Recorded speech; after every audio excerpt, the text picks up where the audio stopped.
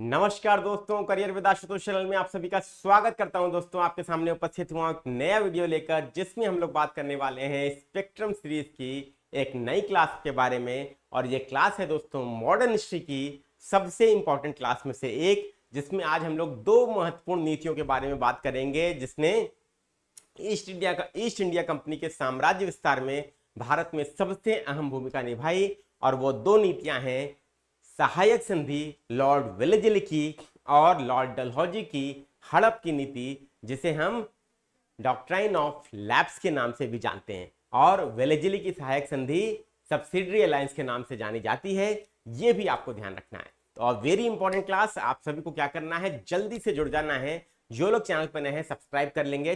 पूरी स्पेक्ट्रम की प्लेलिस्ट बना दी गई है मॉडर्न हिस्ट्री की, पूरी उस प्लेलिस्ट को जाइए, चैनल पर देखिए। सारे के सारे वीडियोस दोस्तों हम लोगों ने यूरोपीय कंपनियों से आगमन से शुरू किया है, और आज हम लोग दोस्तों ब्रिटिश साम्राज्य का सुदृढ़ीकरण कैसे हुआ इसके बारे में हम लोगों ने चर्चा कर ली है।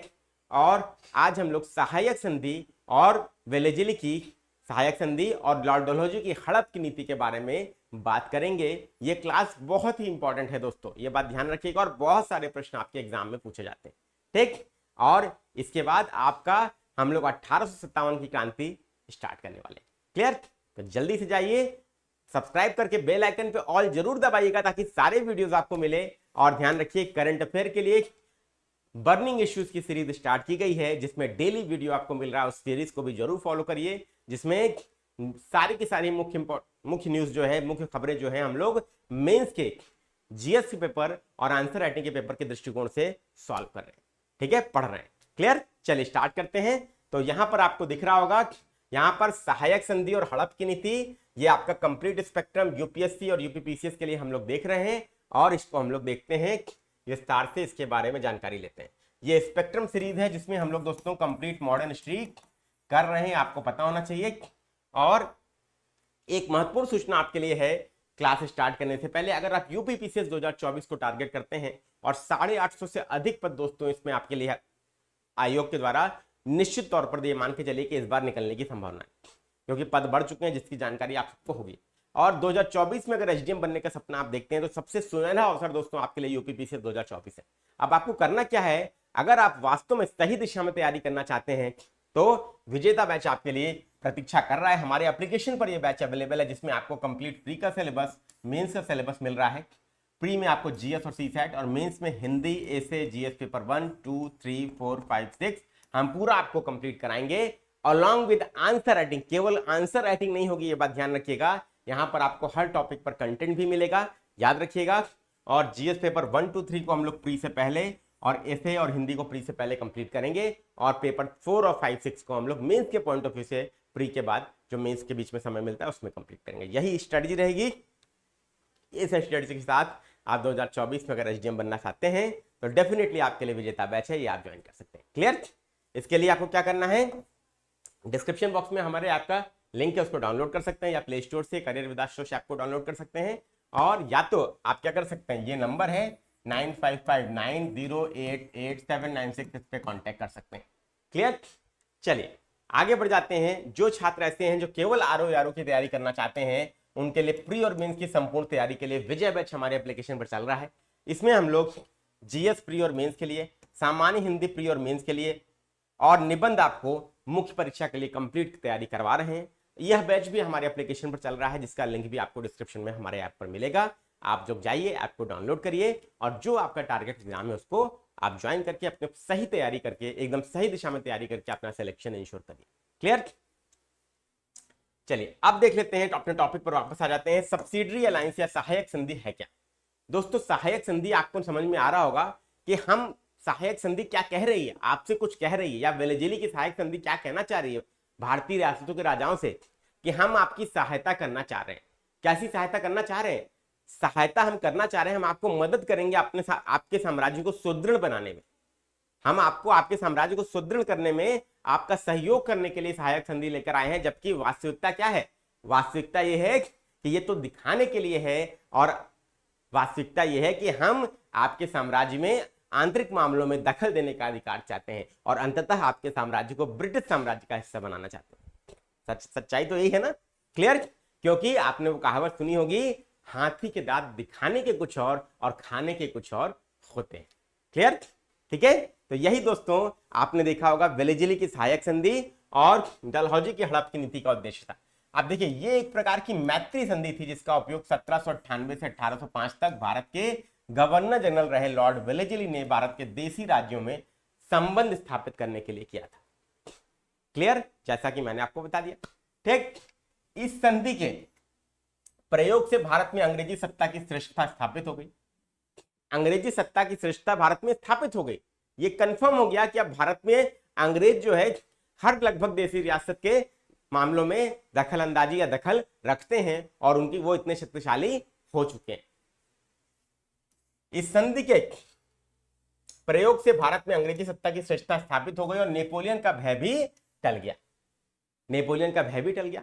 अब अंग्रेजों का रास्ता एकदम साफ था दोस्तों, भारत पे पूरे भारत पे शासन संबंधी अधिकार प्राप्त करने का। क्लियर? इस प्रणाली ने भारत में अंग्रेजी साम्राज्य के प्रसार में विशिष्ट भूमिका का निर्वहन किया और इसके द्वारा अंग्रेजों को भारत में एक विस्तृत क्षेत्र की प्राप्ति हुई। इसके द्वारा अंग्रेजों को भारत में एक बड़े क्षेत्र की प्राप्ति हुई दोस्तों। और वास्तव में अगर देखा जाए तो अंग्रेजी साम्राज्य के कंपनी के 3 सेनापतियों का अगर चयन करिए, 3 लोगों का चयन करने को आपसे बोला जाए जिसने ब्रिटिश साम्राज्य को स्थापित करने में और बढ़ाने में सबसे अहम भूमिका निभाई, तो सबसे पहले गवर्नर रॉबर्ट क्लाइव, जिसने प्लासी के युद्ध में निश्चित तौर पर दोस्तों ये चीज सुनिश्चित कर दिया कि अब आने वाला समय ब्रिटिश भारत में ब्रिटिश का है, अंग्रेजों का है। इसके बाद दोस्तों बक्सर के युद्ध के बाद एकदम क्लियर हो गया कि अब कोई चुनौती देने वाला बचा नहीं। इसके बाद दोस्तों 2 ऐसे लोग, पहला लॉर्ड वेलेजिली जिसकी सहायक संधि और दूसरा लॉर्ड डलहौजी जिसकी हड़प की संधि थी, हड़प की नीति थी, जिसने ब्रिटिश साम्राज्य के विस्तार में अभूतपूर्व भूमिका निभाई। क्लियर? चलिए, यद्यपि वेलेजिली इस संस्था का आविष्कारक नहीं था, इस संधि का आविष्कारक वेलेजिली नहीं था, वास्तव में इसका अस्तित्व पहले से ही था और धीरे धीरे यह विकसित हुई थी। संभवतः डुप्ले प्रथम यूरोपीय था जिसने इस संधि का पहली बार भारत में प्रयोग किया था। अब कुछ ऐसे बच्चे होंगे जो डुप्ले को पहली बार सुन रहे होंगे, लेकिन यूरोपीय कंपनियों का आगमन जब हम लोगों ने देखा, जब फ्रांसीसी हम लोग पढ़ रहे थे फ्रांसीसी कंपनी के बारे में, तो हम लोग डुप्ले के बारे में जानते हैं।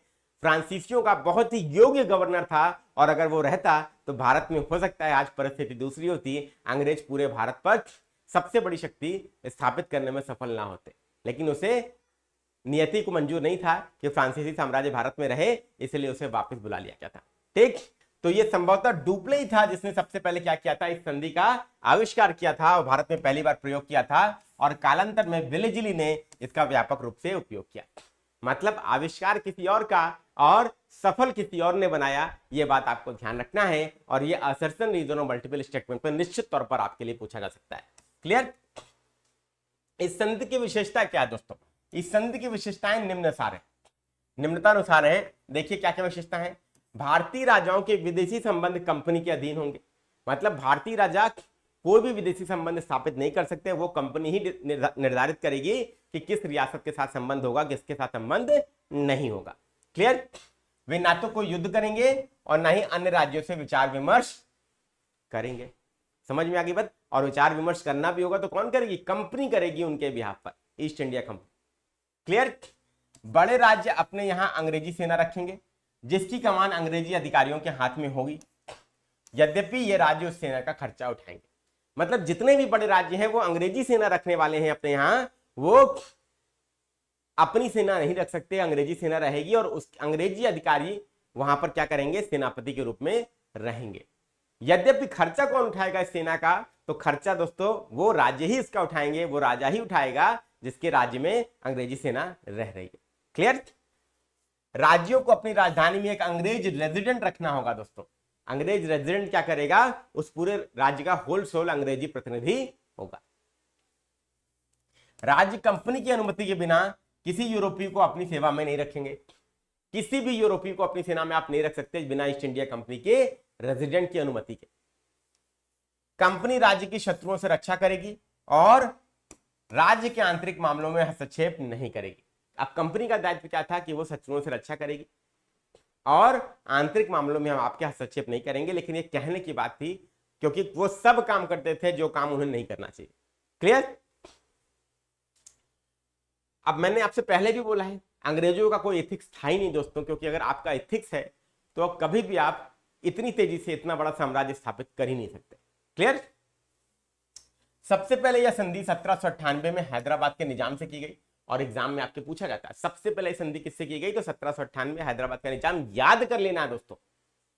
फिर 1799 मैसूर, तंजौर में अक्टूबर 1799, अवध में नवंबर 1801, पेशवा के साथ दिसंबर 1801 में, और बरार के भोसले दिसंबर 1803, सिंधिया के साथ फरवरी 1804, जोधपुर, जयपुर, मछेड़ी, बूंदी और भरतपुर के साथ ये संधि आपकी की गई। और ये राज्य और वर्ष जो मेंशन्ड है उसको याद कर लीजिएगा, उसको गलती मत करिएगा, भूलिएगा नहीं, क्योंकि निश्चित तौर पर आपके एग्जाम में पूछा जाता है। मैं आप सब दोस्तों को अश्योर कर सकता हूं। क्लियर है, ठीक है ना, याद रखिएगा एक बार फिर से। मोस्ट इंपॉर्टेंट सबसे पहले किसके साथ की गई, हैदराबाद के निजाम के साथ। मैं लिख दे रहा हूं, बहुत बार आपकी परीक्षा में आ चुका है। फिर मैसूर, तंजौर, अवध, पेशवा, बरार के भोसले, सिंधिया, जोधपुर, जयपुर, मछेरी, बूंदी और भरतपुर। ये क्रम याद रखिएगा, क्योंकि यह क्रम कई बार आपके एग्जाम में आ चुका है दोस्तों। क्लियर हो गया यहां तक, जल्दी से बता दीजिए, ठीक है। सबको उम्मीद करता हूं क्लियर हो रहा होगा, और अगर क्लियर हो रहा है तो ये बहुत अच्छी बात है दोस्तों कि आप सभी लोगों को यह बात समझ में आ गई। क्लियर है सभी दोस्तों को, चलिए very good very good very good, आप सबको यह बात समझ में आ गई। आगे बढ़ जाते हैं, नेक्स्ट देख लेते हैं। इस संधि द्वारा अंग्रेजों को अत्यधिक लाभ मिला, किंतु भारतीय रियासतों को अत्यधिक हानि भी उठानी पड़ी। अब किसी को लाभ होगा तो किसी को हानि तो होनी है, वो तो स्वाभाविक बात है। और अंग्रेजों को लाभ हो, वो कोई ऐसा काम करते ही नहीं थे कि जिसमें उनको नुकसान हो, वो हमेशा वही काम करते थे जिसमें उनको लाभ। तो उनको लाभ हुआ एज यूजुअल, जैसा कि प्रेडिक्ट किया गया था। उनकी स्वतंत्रता समाप्त हो गई और वे अंग्रेजों की दया पर आश्रित हो गए। किसी भी राज्य या रियासत या देश को कमजोर करना हो तो आप बोल दीजिए कि आप सेना मत रखिए, आपकी सुरक्षा हम करेंगे। हमेशा याद रखिएगा, आपकी सुरक्षा कोई और नहीं कर सकता, आप स्वयं ही कर सकते हैं, क्योंकि अगर अपनी भुजा में ताकत होती है तभी आप युद्ध को जीत सकते हैं, अपनी सुरक्षा कर सकते हैं। भाड़े की सेना पर आश्रित होकर आप कभी कोई युद्ध नहीं जीत सकते और अपने राज्य की सुरक्षा नहीं कर सकते। इतिहास भी हमें यही बताता है। क्लियर। उन्हें आर्थिक बोझ का भी वहन करना पड़ा। जिन राज्यों ने सहायक संधि स्वीकार की, इस व्यवस्था के दूरगामी परिणाम उन राज्यों पर देखने को मिले। क्लियर। चलिए, अंग्रेज सफल हुए, जो वो चाहते थे वो उनको करने को मिल गया। समझ में आ रही है बात दोस्तों, ठीक। नेक्स्ट, व्यवगत सिद्धांत या डॉक्ट्राइन ऑफ लैप्स। अब दूसरी सबसे बड़ी नीति थी जिसने अंग्रेजी साम्राज्य के विस्तार में अहम भूमिका निभाई, वो थी लॉर्ड डलहौजी की व्यवगत का सिद्धांत या डॉक्ट्राइन ऑफ लैप्स, जो काफी विवादों में भी रही दोस्तों। तो देखते हैं क्या है ये। इस नीति का उपयोग 1848 से 1856 तक भारत के गवर्नर जनरल रहे लॉर्ड डलहौजी ने किया था। यह बात ध्यान रखिएगा। लॉर्ड डलहौजी का नाम याद रखिएगा। हड़प की नीति, लॉर्ड विलेजिली, सहायक संधि। 1848 से 56 अव्यवगत का सिद्धांत या शांतिपूर्ण विलय की नीति के नाम से जाना जाता है। मतलब डलहौजी ने इसे क्या नाम दिया, शांतिपूर्ण विलय की नीति या डॉक्ट्राइन ऑफ लैप्स, हड़प की नीति से कहा जाता है। इस सिद्धांत के द्वारा कुछ महत्वपूर्ण रियासतें अंग्रेजी साम्राज्य में मिला ली गई।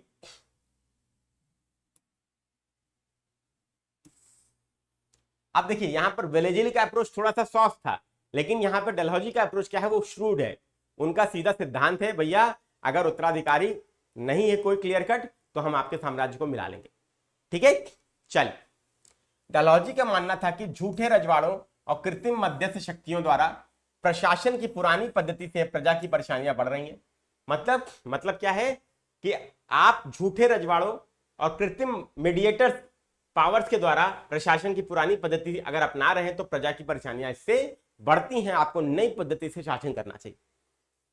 इसीलिए उसने ऐसे सभी राज्यों को अंग्रेजी साम्राज्य में मिला लिया जो ऐसा कर रहे थे। क्लियर। वास्तव में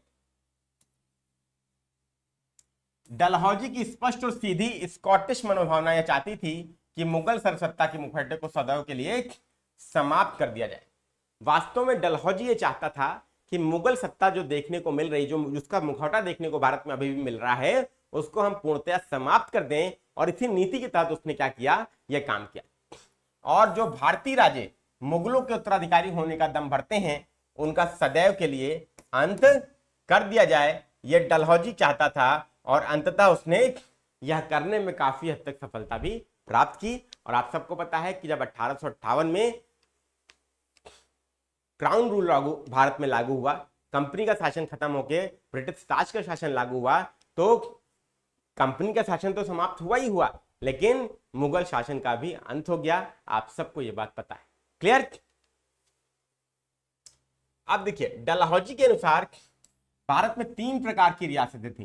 पहला वो जो कभी सर्वोच्च सत्ता के अधीन नहीं थी, मतलब पहली वो रियासत जो कभी भी सर्वोच्च सत्ता के अधीन नहीं थी और कर अदा नहीं करती थी। पहली टाइप की रियासत ये थी। दूसरी टाइप की रियासत में वे रियासतें जो कभी मुगलों या मराठों के अधीन थी और अब अंग्रेजों के अधीन आ गई। दूसरी रियासत वैसी जो कभी मराठों या मुगलों के अधीन थी और अब अंग्रेजों के अधीन है। और तीसरी टाइप की रियासत वे जो अंग्रेजों द्वारा जीवित या पुनर्स्थापित की गई थी। मतलब तीसरी ऐसी रियासतें जो अंग्रेजों ने क्या किया था, जिनको पुनर्जीवन प्रदान किया था, ये वो रियासतें थी। तो 3 टाइप की रियासतों को डलहौजी ने क्लासिफाई किया। अब इस प्रकार डलहौजी ने ऐसी सभी रियासतों को अंग्रेजी साम्राज्य में मिलाने का प्रयास किया जो उसके अधीन नहीं थी। ये क्लासिफाई करने का भी उद्देश्य ये था कि ऐसी जो भी रियासत है जो अंग्रेजों के अधीन नहीं है, उसको हम अंग्रेजी रियासत में मिला लें और ब्रिटिश साम्राज्य का जितना विस्तार हो सके वो संभव कर सके, जितना विस्तार संभव हो सके वो हम कर सके। उसने इस नीति का द्वारा जिन राज्यों या रियासतों को कंपनी साम्राज्य में मिलाया वे इस प्रकार थी। तो जिन जिन राज्यों को मिलाया गया उसको नोट कर लीजिएगा, आपके एग्जाम में आता है। पहला सतारा 1848, जैतपुर और संबलपुर 1849, बघाट 1850, उदयपुर 1852, झांसी 1853 और नागपुर 1854।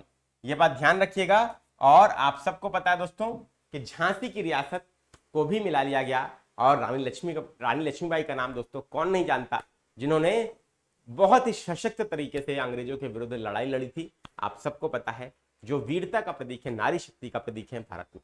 क्लियर? और जिनको आज भी हम शक्ति की प्रेरणा स्रोत के रूप में देखते हैं। ये क्रम याद रखिएगा दोस्तों, सतारा, जैतपुर, संबलपुर, बघाट, उदयपुर, झांसी और नागपुर, क्योंकि एग्जाम में आपके आता है। क्लियर?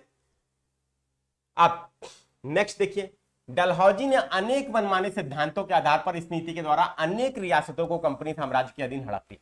डलहौजी का कोई सिद्धांत नहीं था, उसका सिद्धांत एक ही था कि मनमाने तरीके से बस रियासत को अपने अंग्रेजी साम्राज्य का हिस्सा बनाना है। जो रूल फिट होता है वो फिट करो और यह काम कर डालो।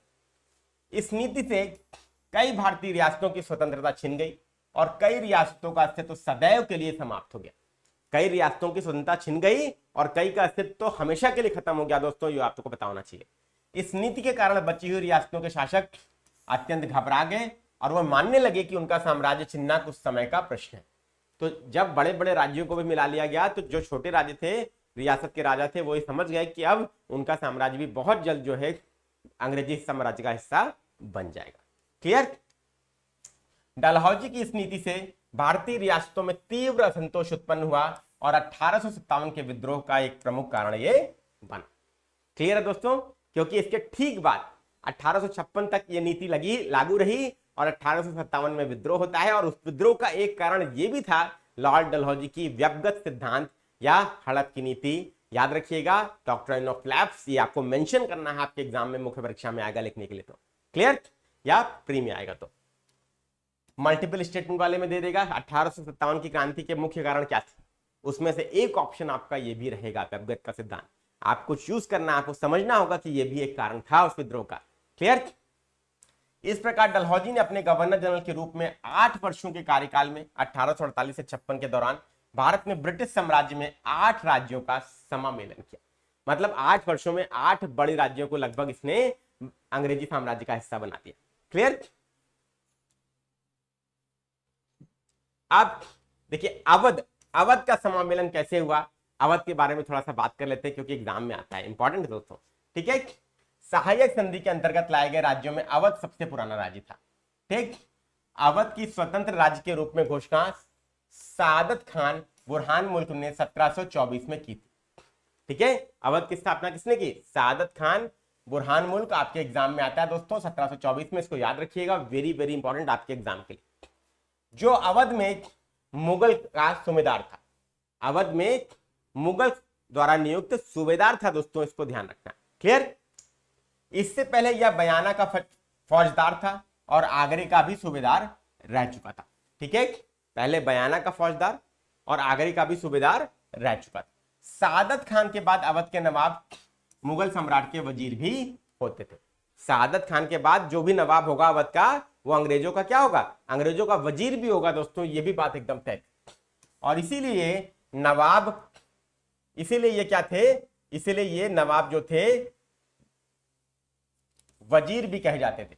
इसीलिए इस पद को क्या कहते थे? अवध के नवाब को नवाब वजीर भी कहा जाता था। तो याद रखिएगा, अगर आपके एग्जाम में आता है कि नवाब वजीर कौन थे, तो अवध के नवाब को नवाब वजीर कहा जाता था। नवाब वजीर अवध के नवाब का टाइटल था दोस्तों। ये आपके एग्जाम के लिए इंपॉर्टेंट भी है, आप लोग इसको ध्यान रखें। सादत खान ने 1724 से 39 तक शासन किया। सादत खान ने 1724 से 1739 तक शासन किया, ये आपके लिए बहुत इंपॉर्टेंट। उसके बाद उसका भतीजा और दामाद सफदरजंग अवध का नवाब वजीर हुआ।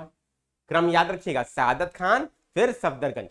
ठीक, सफदरजंग आपके लिए इंपॉर्टेंट है दोस्तों, वेरी वेरी इंपॉर्टेंट, जिसने 1754 तक शासन किया। सफदरजंग के बाद शुजाउद्दौला 1754 से 1775 अवध का नवाब वजीर हुआ। और शुजाउद्दौला के बारे में तो हम लोग जानते हैं दोस्तों, क्यों? क्योंकि शुजाउद्दौला के पास कौन आया था? भागकर आया था मदद मांगने के लिए, और तीनों की संयुक्त सेना ने बक्सर की लड़ाई लड़ी थी अंग्रेजों के विरुद्ध। उस नाम को आप लोग कमेंट बॉक्स में बताइएगा, किसने अवध के नवाब से मदद मांगी थी और शाह आलम द्वितीय के साथ मिलकर एक त्रिपक्षीय गुट बनाया था, जिसने अंग्रेजों के विरुद्ध लड़ाई लड़ी। उस लड़ाई का नाम था बक्सर का युद्ध 1764 में। उस व्यक्ति का, उस नवाब का बंगाल के क्या नाम था, आपको कमेंट बॉक्स में बताना, जल्दी से बताइएगा। 1764 के बक्सर के युद्ध में भी वह बंगाल के नवाब और मुगल सम्राट शाह आलम के साथ अंग्रेजों से पराजित हुआ। क्लियर? शुजाउद्दौला पराजित हुआ, जैसा कि मैंने आपको बताया था। बंगाल के नवाब और मुगल सम्राट शाह आलम के साथ शुजाउद्दौला ने टाई अप किया था, गठबंधन बनाया था, और ये तीनों त्रिगुट जो था ये अंग्रेजों से पराजित हो जाता है 1764 में बक्सर के युद्ध में। अब जिसको प्लासी और बक्सर के युद्ध नहीं क्लियर है, मैंने एक पूरा वीडियो बनाया, एक पूरी क्लास ली है। चैनल पर जाइएगा, प्लेलिस्ट में प्लासी और बक्सर का युद्ध देखिएगा और उसको पूरा तैयार कर लीजिएगा। ठीक, बहुत इंपॉर्टेंट है। अवध का अगला उल्लेखनीय नवाब कौन था दोस्तों? तो सादत खान 1798 से 1814 हुआ, जिसके समझ में अवध ने अंग्रेजों से सहायक संधि कर ली। ठीक है, जिसके समय में अवध से संधि अंग्रेजों की हो गई थी। कौन था वो? सादत खान। नाम याद रखिए दोस्तों, वेरी वेरी इंपॉर्टेंट आपके एग्जाम के दृष्टिकोण से। क्लियर हो गई बात दोस्तों? सभी लोग बता दीजिए फटाफट से। ठीक है, ठीक है, चलिए यहां तक हम लोगों ने दोस्तों देख लिया, इट इज वेरी इंपॉर्टेंट। इसके बाद सादत खान के समय में अवध का अंग्रेजी साम्राज्य के अंतर्गत विलय हो जाता है दोस्तों, सहायक संधि के अंतर्गत। ये बात ध्यान रखिएगा, एग्जाम में आ सकता है। जब तक अंग्रेजों का मराठों पर नियंत्रण स्थापित नहीं हो गया, तब तक अंग्रेजों ने अवध को मध्यवर्ती राज्य बनाए रखा। मतलब जब तक इन्होंने मराठों पर पूरा आधिपत्य नहीं कर लिया, तब तक इन्होंने क्या किया? इंटरमीडिएट स्टेट बनाए रखा। अवध को पूर्णतः अंग्रेजी साम्राज्य का हिस्सा नहीं बनाया था। यह बात आपको ध्यान रखनी है, वेरी इंपॉर्टेंट। ठीक, अवध का अंतिम नवाब वाजिद अली शाह 1847 से 1856 तक हुआ। ठीक है, और जो यूपी स्पेशल का पेपर हम लोग पढ़ते हैं यूपी की परीक्षाओं में, तो उसमें यूपी का कल्चर जब हम लोग पढ़ते हैं, तो नवाब वाजिद अली शाह के काल में कल्चर से संबंधित बहुत ही महत्वपूर्ण कार्य हुए, जो आपके एग्जाम में आते हैं, आप सबने पढ़ा होगा। ठीक, तो वाजिद अली शाह का कार्यकाल 1847 से 1856, और 1856 में कुशासन का आरोप लगाकर अवध को ब्रिटिश साम्राज्य में मिला लिया गया दोस्तों। और तो अवध इकलौता ऐसा राज्य है जो सहायक संधि के द्वारा भी और डलहौजी की अंततः हड़प की नीति द्वारा ब्रिटिश साम्राज्य में मिला लिया गया। ये आपने देखा कैसे, कब, क्या हुआ, पूरी जानकारी मैंने आपको दी। अवध के नवाब का क्रम इंपॉर्टेंट है, याद रखिएगा। तो यहां पर अवध के नवाब में आपको बता रहा हूं। सबसे पहले देखिए, सादत खान, बुरहान मुल्क, ठीक है। इसके बाद दोस्तों सेकंड नंबर पे कौन आएगा? देखिए नवाब वजीर का पद हो चुका था इसके बाद, ठीक है। अब नवाब वजीर के तौर पे कौन हुआ? सफदरजंग।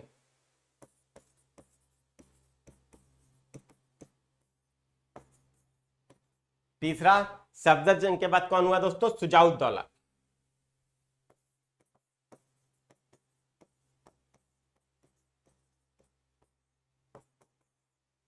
और चौथा दोस्तों, शुजाउद्दौला के बाद आप देख सकते हैं यहां पर सादत खान, ये आपका आखिरी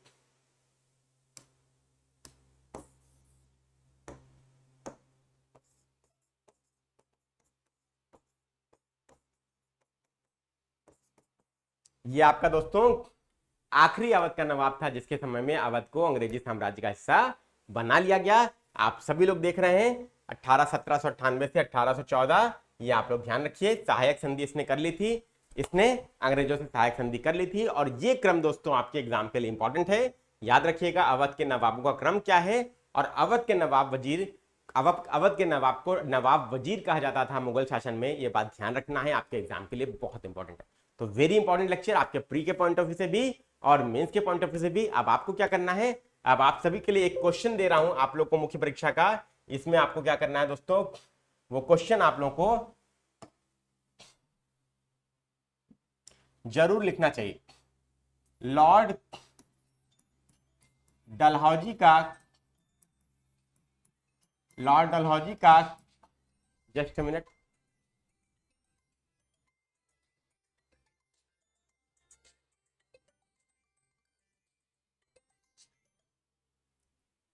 लॉर्ड डलहौजी का ब्रिटिश साम्राज्य के विस्तार में